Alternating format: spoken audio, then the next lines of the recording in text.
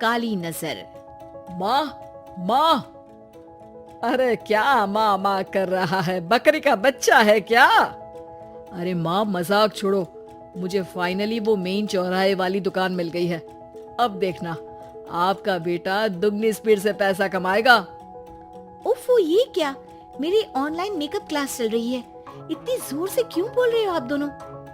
अरे मेरी धर्म पत्नी जी, मेकअप क्लास बाद में करना। वो चौराहे वाली दुकान मिल गई है हमको। अरे वाह!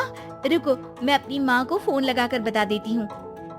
अरे मैं भी अपने रिश्तेदारों को बता देती हूँ। कितनी खुशी की बात है। हाँ हाँ, मैं भी अपने दोस्तों को बता देता हूँ। 1 हफ्ते बाद रजिस्ट्री है। बस, घर में खुशी का मौका था। उन तीनों ने अपने अपने फोन उठाए और लोगों में बात फैलाना शुरू कर दिया। और रही सही कसर श्वेता बहू ने अपने पड़ोस में सबको बताकर कर दी। अरे वर्मा आंटी, अब हम भी जल्दी कार ले लेंगे। घर का रेनोवेशन होगा और ठाट से रहेंगे हम भी। अरे ऐसा क्या हुआ? लॉटरी बाटरी लग गई है क्या? अरे इस बार चौराहे वाली मॉल में हमको भी दुकान मिल गई है। दुकान नंबर 21, जो एकदम चौराहे पर है। अब ग्राहक बढ़ेंगे तो आमदनी भी बढ़ेगी ही ना। अरे वाह, कितनी खुशी की बात है। मैं बहुत खुश हूँ तुम्हें इतना खुश देख के। बाकी एक बात कहूँ, सबको मत बताते फिरना। किसी की नजर लग जाएगी तो खुशी की खबर वापस लौट जाएगी। हैं? ऐसे थोड़ी ना होता है। अब डरा रही हूँ। अरे सही कह रही हूँ। काली नजर कहते हैं इस चीज को, जब आप किसी को कुछ बताओ और वो काम बिगड़ जाए। अरे लेकिन मैं तो... तुमने सबको बता दिया ना? हाँ, फोन लगा लगा के। अब बच के रहना, काली नजर बड़ी खतरनाक होती है। श्वेता इतनी खुश रहती है कि वो वर्मा आंटी की बात पर ध्यान ही नहीं देती, जबकि पड़ोस में और भी लोगों से खुशी की खबर शेयर करती रहती है। अगले दिन राजेश बहुत दुखी होकर घर आता है।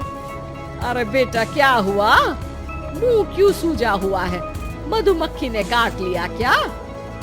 माँ, वो दुकान किसी और के पास चली गई। किसी ने ज्यादा भाव लगा दिया। अरे पर बात तो आपसे हुई थी ना उस दुकान वाले की। हाँ, आज मैं टोकन अमाउंट देने गया था, तब मुझे पता चला। कोई आकर सुबह मुझसे पहले ही ज्यादा अमाउंट दे गया। काली नजर। क्या कहा? वर्मा आंटी ने समझाया था कि किसी को बताना मत, वरना काली नजर लग जाएगी। अच्छा, तुम्हें उनकी बात मान लेनी चाहिए थी। उनकी बात मान लेती, लेकिन उसके पहले ही सबको बता चुके थे ना हम तीनों। अरे अगली बार से ध्यान रखेंगे। कोई भी नई चीज होगी तो किसी को नहीं बताएंगे। तीनों कुछ दिन ऐसे ही रहते हैं, पर एक दिन श्वेता को एक मेल आता है। राजेश, मेरा ऑनलाइन मेकअप कोर्स कंप्लीट हो गया। अब मैं खुद का पार्लर खोल सकती हूँ। अरे वाह, अपने मोहल्ले में ही खोलते हैं। ये जो घर के सामने दुकान है ना, वहीं। हाँ, यहाँ सस्ती भी मिल जाएगी। अगले दिन श्वेता वर्मा आंटी के पास जाती है मिठाई का डब्बा लेकर। अरे आओ आओ, कैसे आना हुआ? जोर से नहीं बोलूंगी। वो सामने वाली दुकान है ना, वहां मैं अपनी पार्लर की दुकान खोलने वाली हूँ, उसकी मिठाई है। अरे वाह, बहुत बधाई हो तुमको। हाँ, मैं कमाने लगूंगी तो राजेश पर पूरे घर का बोझ नहीं रहेगा ना आंटी जी। ये तो है, पर ये बता कि तूने ये बात किसी और को तो नहीं बताई ना? अरे नहीं नहीं, पिछली बार गलती कर दी थी। काली नजर लगी किसी की और राजेश के हाथ से वो दुकान चली गई थी। सबको मत बताना। चलो मैं चलती हूँ, कल दुकान की बात करने भी तो जाना है। अगले दिन श्वेता दुकान के लिए मालिक से बात करने जाती है। अरे लेकिन दुकान तो हम कल रात को ही किसी को दे चुके हैं।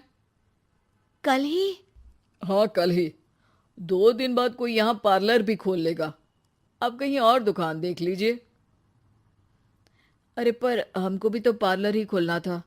हाँ भाई, एक ही दुकान है, आधी आधी तो नहीं दे सकता ना मैं। राजेश और श्वेता घर पर हताश होकर आ जाते हैं। इस बार तो किसी को बताया भी नहीं था, अब किसकी काली नजर लग सकती है। सुनो, तुमने माँ को बताया था क्या? अरे कैसी बात कर रही हो, माँ की नजर थोड़ी ना लगेगी। पक्का तुमने किसी को नहीं बताया था ना? सिर्फ वर्मा आंटी को बताया था, उन्होंने ही मुझे किसी को नहीं बताने को कहा। अरे यार, तुम भी सही हो, मेरी माँ को नहीं बताने को कह रही हो, पर वर्मा आंटी को बताना तुम्हें जरूरी लगा। अरे वर्मा आंटी ने ही तो काली नजर के बारे में बताया था ना, वो हमेशा हमारा भला ही तो चाहती है। मेरी माँ भी हमारा भला ही चाहती है। अरे पर चिल्ला क्यों रहे हो? बात नहीं कर सकते क्या आराम से? नहीं आता वो आराम से बात करना, और करना भी नहीं चाहता हूं मैं। दुकान जाने का दुख गुस्से में बदल गया था और राजेश और श्वेता में बात बंद हो गई थी।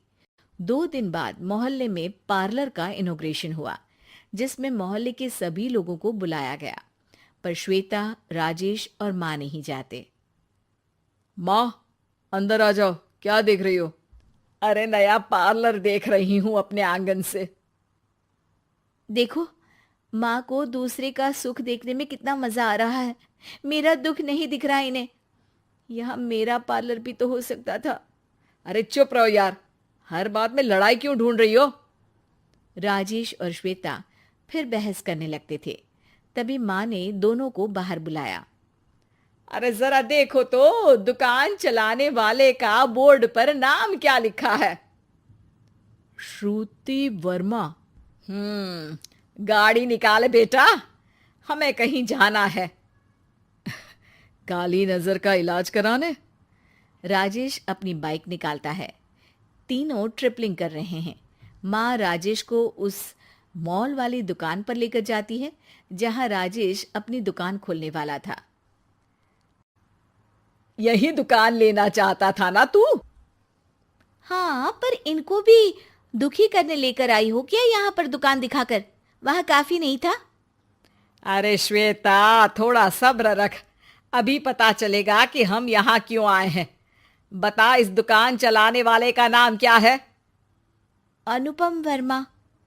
कुछ समझ में आया?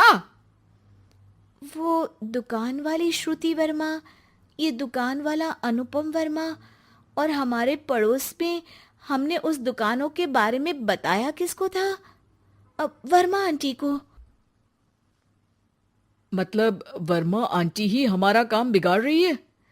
नहीं नहीं, ऐसा नहीं हो सकता, ये बस इत्तेफाक है।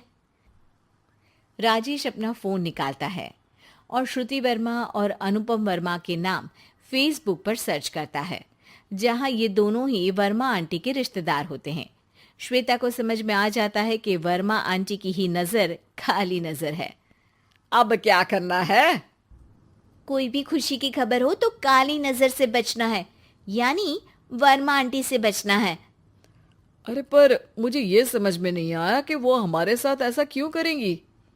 अरे बेटा, एक सीख है, दूर के आदमी को आपकी तरक्की से कम परेशानी होगी, पड़ोसी को ज्यादा। दोनों माँ की बात में हामी भरते हैं और अगला काम चुपचाप करने की कसम खाते हैं, ताकि आगे से वर्मा आंटी कोई काम ना बिगाड़ सके।